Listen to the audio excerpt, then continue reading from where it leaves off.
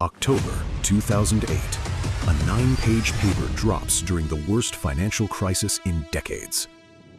Bitcoin, a peer-to-peer electronic cash system. The promise was simple. No banks, no middlemen, just people transacting directly with complete control over their money. Fast forward to today. Bitcoin isn't peer-to-peer anymore. It's digital gold, a strategic portfolio asset. When you buy through an ETF, you don't control it. When institutions hold it, every transaction is tracked. With soaring fees, Bitcoin became exactly what it was designed to replace. Zano brings back the original vision, a peer-to-peer digital economy. Privacy by default, every transaction untraceable. Created by the developer who coded CryptoNote, Zano goes further.